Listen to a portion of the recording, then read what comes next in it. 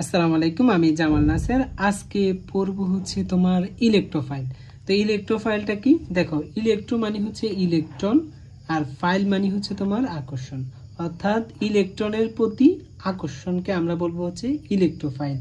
যে ইতে হচ্ছে ইলেকট্রো মানে ইলেকট্রন, আর ফাইল বলতে হচ্ছে ইলেকট্রনের প্রতি আকর্ষণ। তো ইলেকট্রনের প্রতি আকর্ষণ কাদের থাকবে? অবশ্যই ধনাত্মক আয়নের হচ্ছে আকর্ষণ থাকবে, এই জন্য এটাকে প্লাস চিহ্ন দ্বারা প্রকাশ করা হয়েছে। তো ইলেকট্রোফাইল হচ্ছে তোমার দুই প্রকার, একটা হচ্ছে তোমার ধনাত্মক ইলেকট্রোফাইল, আর একটা হচ্ছে তোমার পশম ইলেকট্রোফাইল।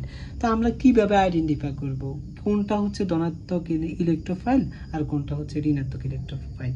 যেহেতু ইলেকট্রোফাইল মানে ইলেকট্রনের প্রতি আকর্ষণ, সুতরাং ধনাত্মকে হবে। ধনাত্মকরাই কিন্তু ইলেকট্রনের প্রতি আকর্ষণ দেখাবে, যেহেতু হচ্ছে ইলেকট্রন হচ্ছে ঋণাত্মক।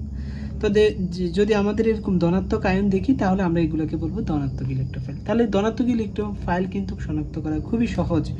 এবার আসো পশম ইলেকট্রোফাইল। এটাই হচ্ছে মেন এমসিকিউতে যে আসে, আমরা যে ভুল করি এই পশম ইলেকট্রোফাইলে কিন্তু ভুল করি। দেখো, পশম ইলেকট্রোফাইলে তোমার কি দেখাচ্ছে? অ্যালুমিনিয়াম ক্লোরাইড দেখাচ্ছে, এরপরে হচ্ছে বেরিলিয়াম ক্লোরাইড দেখাচ্ছে। তো ওরা কেন দেখায়? দেখো, তোমরা মনে রাখতে হবে, যারা অষ্টক অসম্পূর্ণ বা অষ্টক হচ্ছে তোমার পূর্ণ নয়, তারাই কিন্তু হচ্ছে পশম ইলেকট্রোফাইল দেখায়। যেমন অ্যালুমিনিয়াম ক্লোরাইড কেন দেখায়? অ্যালুমিনিয়াম ক্লোরাইডটা যদি তুমি দেখো, অ্যালুমিনিয়াম ক্লোরাইড কিন্তু অষ্টক অসম্পূর্ণ। কিভাবে অষ্টক অসম্পূর্ণ যদি একটু খেয়াল করো, এই যে তোমার দুটো ইলেকট্রন, একটা ইলেকট্রন কিন্তু অ্যালুমিনিয়ামের, আর একটা ইলেকট্রন কিন্তু ক্লোরিনের। তো তোমার হচ্ছে এখানে দেখো, অ্যালুমিনিয়ামের চারপাশে তোমার 6টা ইলেকট্রন, অর্থাৎ ও কিন্তু অষ্টকপূর্ণ না। অর্থাৎ হচ্ছে ও সবগুলা মূল বা যৌগ চায় কিন্তু অষ্টকপূর্ণ হওয়ার জন্য। তো যার কারণে ও কিন্তু কারো দুটো ইলেকট্রনের প্রতি আকর্ষণ দেখাবে, কারণ ও অষ্টকপূর্ণ করতে চায়।